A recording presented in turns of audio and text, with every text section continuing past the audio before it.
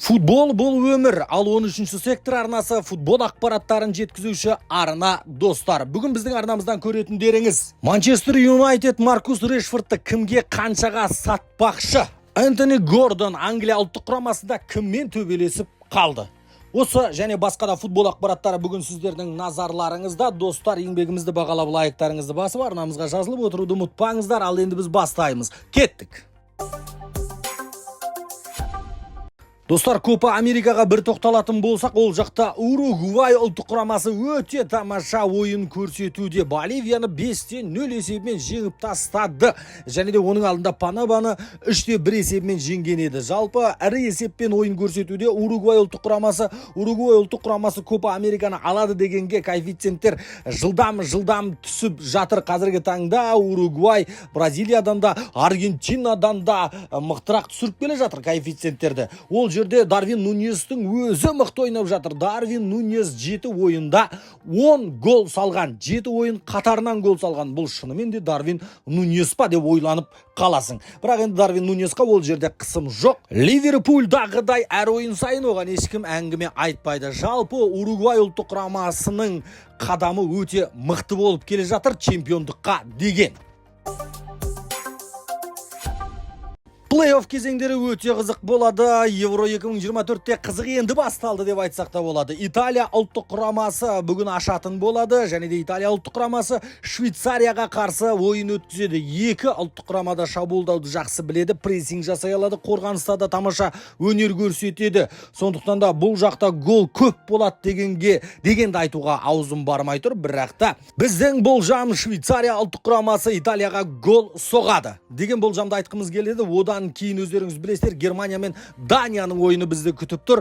Германия ұлттық құрамасы бұл жерде фаворит екенін білесіздер. Анық фаворит деп бұл жақты да айта алмаймыз. Дания ұлттық құрамасының да бір айтары бар шығар. Бұл жақта гол болады, және де екі таймда да гол болады деп ойлаймыз. Бұл біздің болжам. Егерде өздеріңіздің болжамдарыңыз болатын болса, 13-ші сектордың демеушісі 1xbet 13-ші сектор атты промокод беріп қойған достар. Осы промокод арқылы өтетін болсаңыздар, алғашқы депозит үшін 200 000 теңгеге дейін бонустар беріледі. Бұндай мүмкіндікті жіберіп алмаңыздар, қапы қалмаңыздар. Бұл бонустарды алу үшін осы видеоның астындағы сілтемеге өтсеңіздер жеткілікті достар.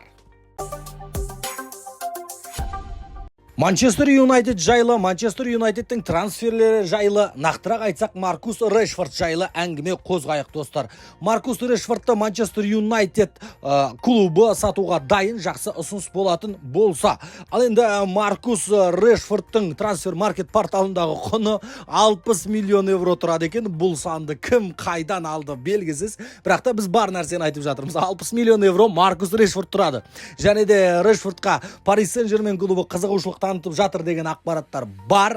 Бірақ Парис Сен-Жерменге Решфорд не үшін керек, біз оны түсінбедік. Ал енді жарайды, 30 миллион евроға бір алса болады. 30 миллион евро, 20 миллион евро десе, Маркус Решфордты Парис Сен-Жермен алса өкінішті емес, алсын болады. Бірақ та арқа сүйейтіндей ойыншы деп айта алмаймыз. Және де Манчестер Юнайтед оны трансфер маркетте 60 миллион евро тұрғандықтан 80 миллион евроға сатқысы келетін шығар. Ал 80 миллион евроға мүлдем жолап қажеті жоқ. 60 миллион евроға да жолап қажеті жоқ Маркус Решфорд үшін. Маркус Решфорд себебі тұрақты ойыншы емес. Оны көрдіңіздер, және де Англия ұлттық құрамасы да Маркус Решфордты қатарына қосқан жоқ. Саутгейттің өзі менсінбей отырғаннан кейін болды ғой. Саутгейт өте қатты жақсы көретін Маркус Решфордты, демек өте нашарлап кетті деген сөз Решфорд. Сондықтан да енді Решфордтан құтылғысы келеді. Решфордты жақсы ақшаға сатып алатын бір ақмақ табылар мекен, табылмас мекен деп аңдып отыр қазір Манчестер Юнайтед клубы.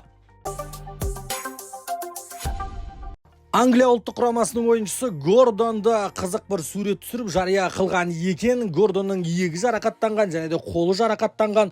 Бұл мәселеден кейін Гордон ұлттық құрамадағы біреумен төбелесіп қалды ма дегенде ойлар туған, неше түрлі пікірлер айтылған. Бірақ та ондай емес. Гордон велосипедпен қыдырыс кезінде, жүріс кезінде велосипедтен құлап қалған екен, және де дәл осы қолы, жұдырығы, иегі жарақаттанған. Бірақ та ойнауына ешқандай да кедергі келтірмейді. Дәрігерлер келесі ойын дайын деген шешім шығарған екен. Әлбетте Саутгейт оны шығарам деп есептесе, келесі ойынға шыға алады. Англия ұлттық құрамасында ауызбіршілік бұзылмай қойсын деп ойлаймыз. Саутгейттің құртып жатқаны да жеткілікті шығар Англия ұлттық құрамасын. Гордонның осы суреті шыққанда барлық көп жанкүйерлер осы Англия ұлттық құрамасында төбелес болды деп ойлаған еді. Ешқандай да төбелес болған жоқ, төбелеске жақында нәрселер жоқ Англия ұлттық құрамасында деген ақпараттарды жеткізді үлкен абыройлы басылымдар. Бүгінге осы достар 13-ші сектор арнасына жазылып бізді қолдай жүріңіздер, бізбен бірге болыңыздар. Біз сіздер үшін күнделікті футбол ақпараттарын шығаратын арнамыз достар.